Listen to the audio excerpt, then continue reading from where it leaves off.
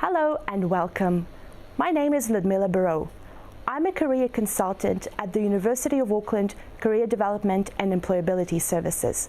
My team and I help our domestic and international students with all things career and employability. Today, I've got two wonderful international students with me that I met through my work. We're meeting in a very different context today. This is really different from our offices. And I'll ask Richard and Pipi to introduce themselves. Richard, we're going to start with you. Right. Hi guys, I'm Richard. I come from China and I'm in my second year in the University of Auckland studying marketing and management. You're welcome, Richard. Over to you, Pipi. Hi, Ludmila. So I'm Pipi and I'm doing my PhD in population health, and I'm during my first year, so I just arrived at the Auckland in April this year. So yeah. Every time I hear PhD, just these three letters, I just can't help but be really impressed.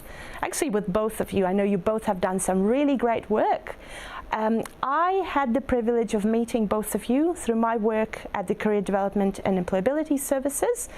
And I will just ask you first to share with our future international students how you have used our services and how they've been helpful.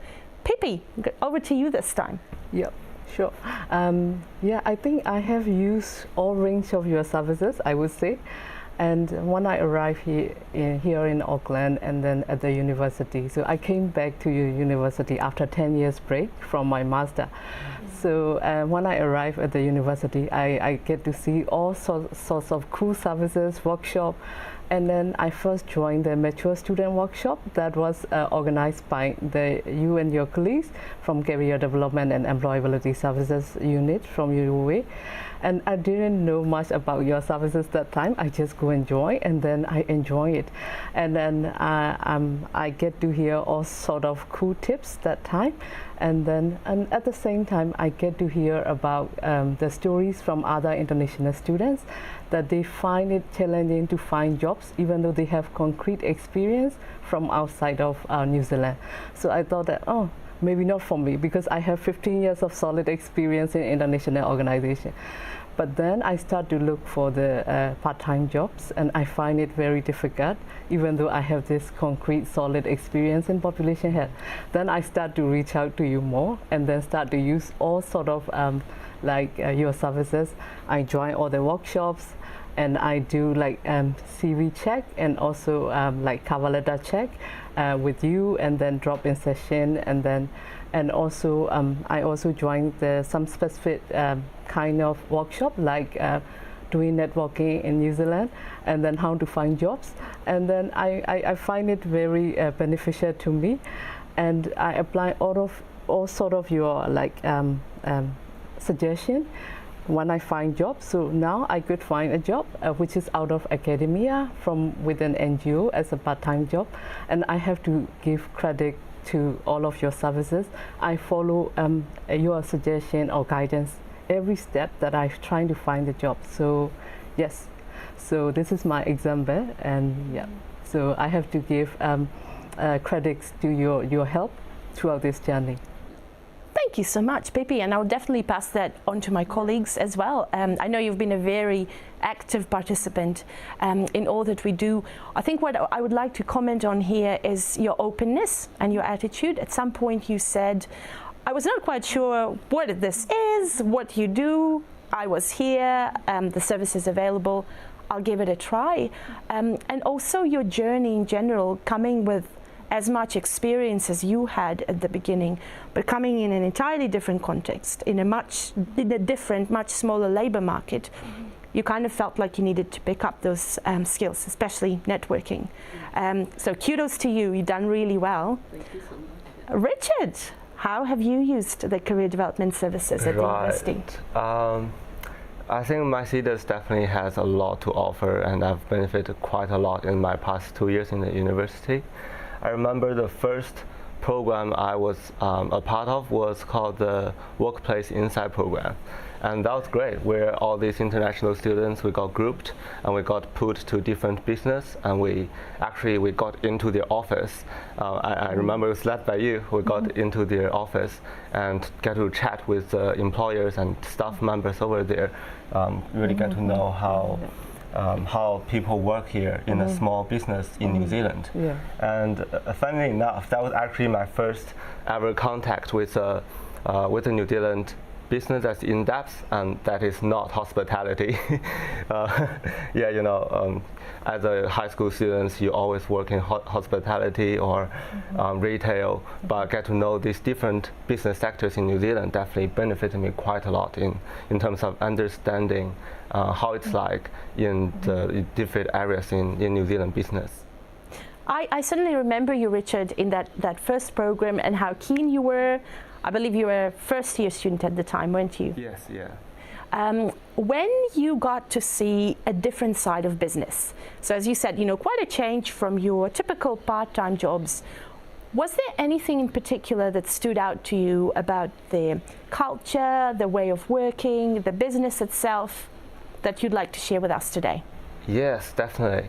So I think what I picked up through these programs, also through my experience working in New Zealand, I found out slowly that people are quite chill here. It's not always a big deal all the time. I know sometimes in my home country, you know, when things get really stressful, it's quite a lot of pressure on the staff members. But here, everyone's so supportive, and people care about who you are as a person, and people care about, you know, if you are actually enjoying your work. Okay. And just be yourself, be authentic, speak up when you need to, and just keep the hard work. You'll do fine in New Zealand. Oh, that's lovely. Chill, be authentic. I love all those words. Good to hear your perception of the culture in the workplace. Pippi, you've been here for a bit, and I know that, you know, PhD in itself is a journey. It's not easy. What have you noticed about the culture or the workplace that kind of stands out to you? Like, oh wow, this is different. This is something I didn't think of before. This is something I needed to adapt to. Yeah, definitely there is a big difference. And one perspective is that from where I come, and like, you know, from like the way that we work in different organizations, we focus on to get things done. So like to get things done within the timeline and so on.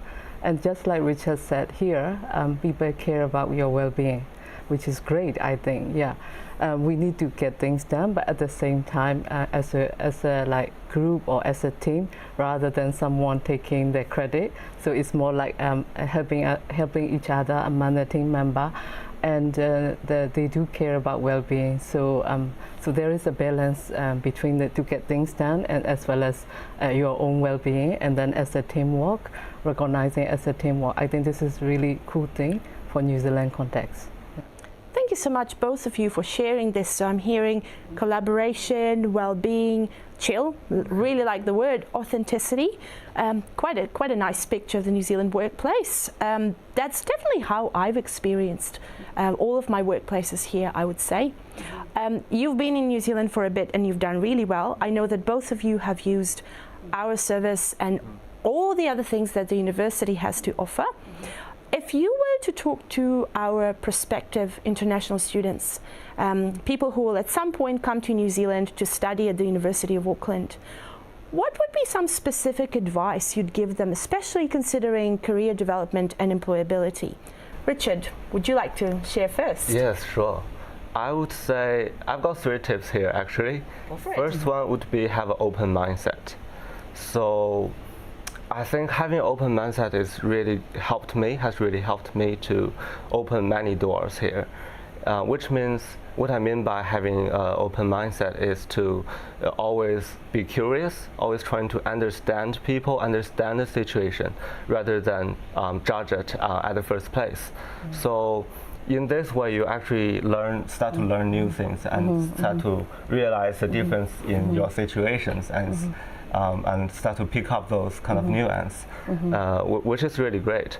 And also it also helped me to accept both the host country culture and home country culture of mine, rather than compete priorities between them, but instead accept them both.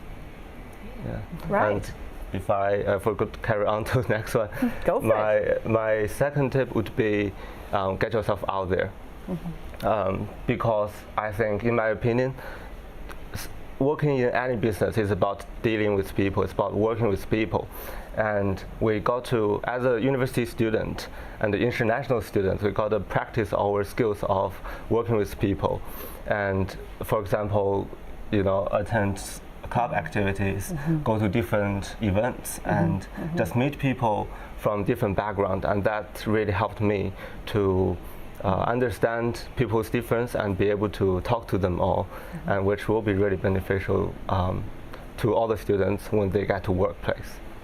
Yeah. And your third one. Yeah. Go for it. And the last one is to invest in yourself.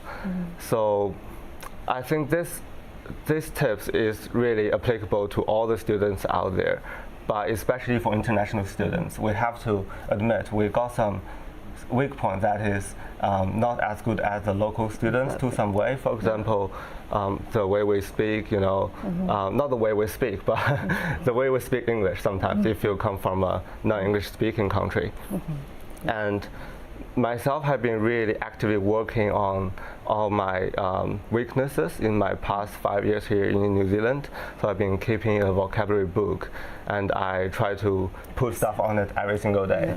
And I've been doing that for the past 5 years, and I could really tell the benefit it has given to me. And it's that incremental change, bit by bit. You may not see a result straight away, but as long as you are focusing in the long term, you know what you need to improve on, and you're focusing on it, that result will eventually come back to you. Richard, you should be a motivational speaker on like TED Talks or something. Very well thought out tips. Thank you so much for sharing. I particularly thought about putting yourself out there, and how, from what I know about you, you are the embodiment of that. How you've done that yourself, especially with your most recent LinkedIn success where you've gone viral. Would you like to share that with our viewers? I think it's a pretty cool story. Yeah, thanks to Mila. I wouldn't say I've gone viral on LinkedIn, but I got quite a bit of reactions for one of my posts on LinkedIn, where I offered students to come to my flat to take free professional headshots for LinkedIn.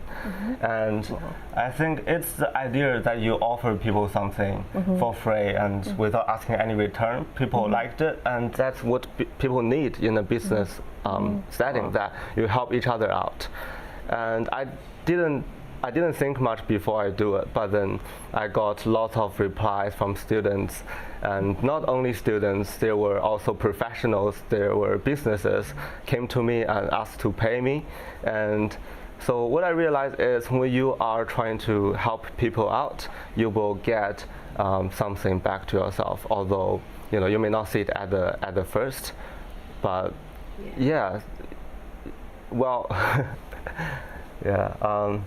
That's a really lovely story, Richard. Thank you so much. I was really impressed when I saw that post, all the lovely work you're doing. I think it really ties in your tip of putting yourself out there and also developing your communication skills. I really loved what you said about all work that we do as working with people. And I think that's where I see in my work, international students sometimes overemphasize hard skills, technical skills. They are often really, really good at those. And that's where developing your communication skills, your presence in the community really helps. It makes you stand out, but it also makes you more known to the labor market, your prospective labor market. Thanks for sharing that.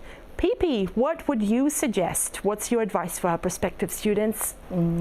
Yeah, well, first of all, from my experience, when we arrive at the university, it could be a little bit overwhelming. Like, you come from outside and then you get to settle here, you have to study and so on. But I would suggest that they should start come and see you from the as soon as possible, because during the workshop that I could see some of the international students who are at their final year and the first time coming to the CDES workshop, and then they already got stressed, like whether they will get a job or not. So like we discussed, there is a difference between the international culture and the New Zealand work culture. So it's important that we understand the differences, and then we be prepared, like Richard said, early enough. So it would be good that all the international students could give some time to come and see you at the CDES. And the second thing is what I learned about the New Zealand workplace is, yes, there is some flexibility and well-being, but at the same time there is a pragmatism that it's not like they are giving you like a lot of freedom and then you don't finish work, but they still know it. But the New Zealand workplace kind of value the ownership of your own work rather than somebody is closely supervising it. So we should be aware of that culture, and so that by the time when they expect you to finish something, you finish the work like independently rather than like someone is closely supervising it. So I think the international students should be aware of those things.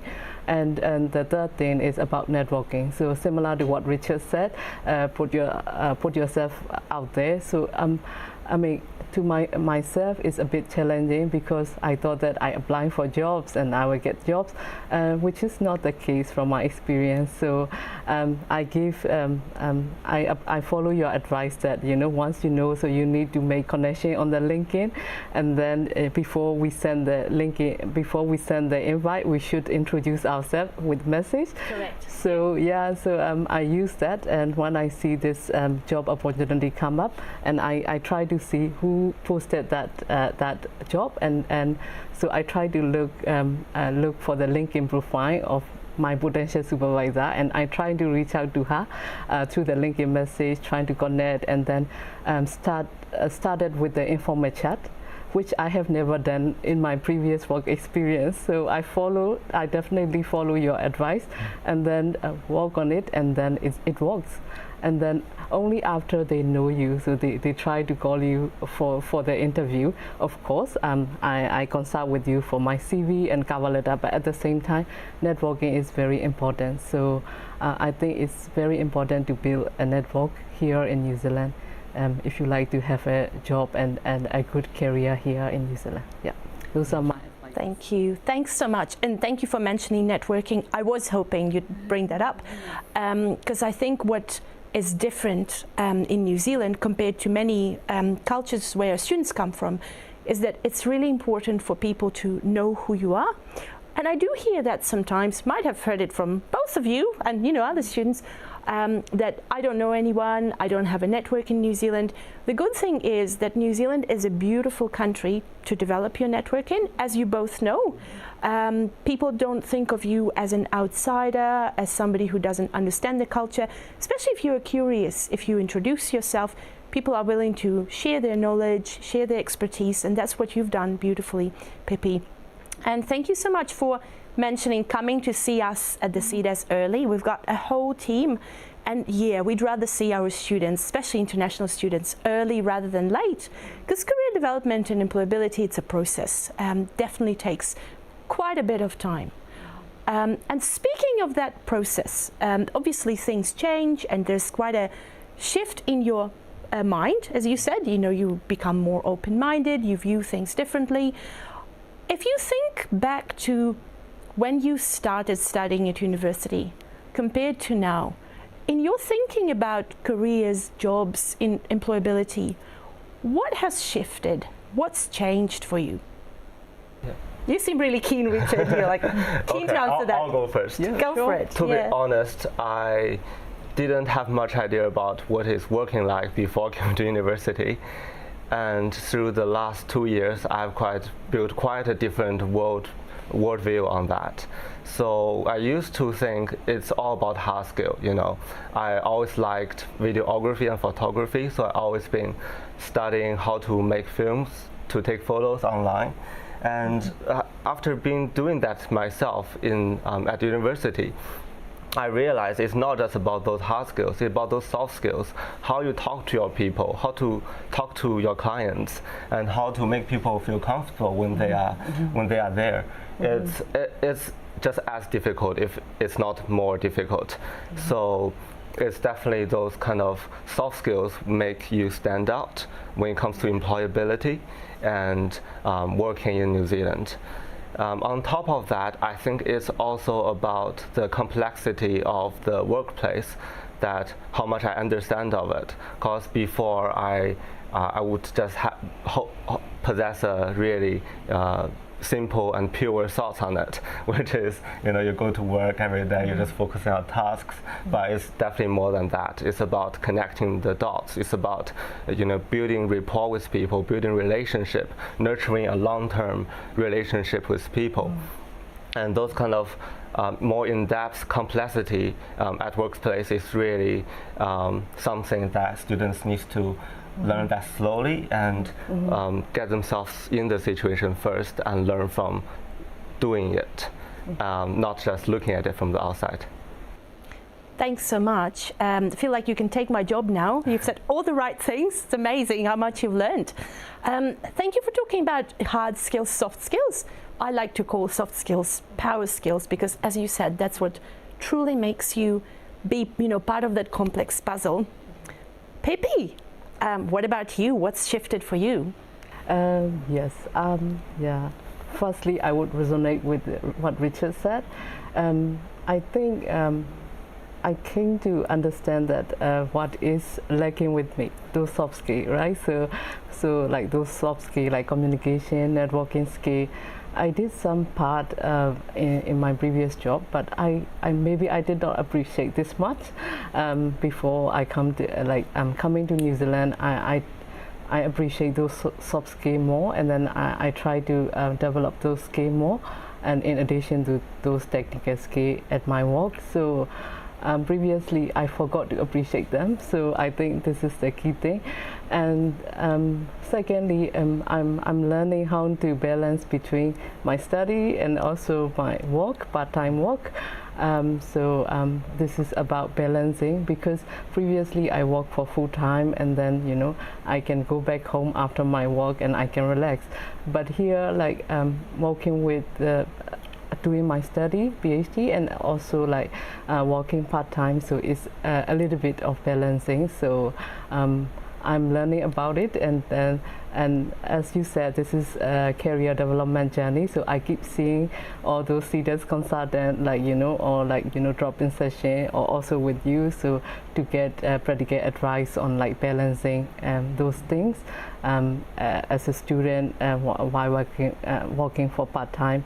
And I believe that because I work out of academia now with NGOs, and I wanted to get a job out of academia, because I want to link that job with my post-study work, so that I can open up like more opportunities and also open to the environment out of academia. So I really like this job, and I thanks to Lumila and the team for guiding me throughout this journey to get this job. Yeah. It's our pleasure, Pippi. I'm loving your growth mindset and your focus on development, how it's a journey. It never ends, really. Thank you so much to both of you, Pippi and Richard. Thank you for taking the time out of your day. Good luck with everything. More viral posts on LinkedIn from both of you. Thank you so much for watching us.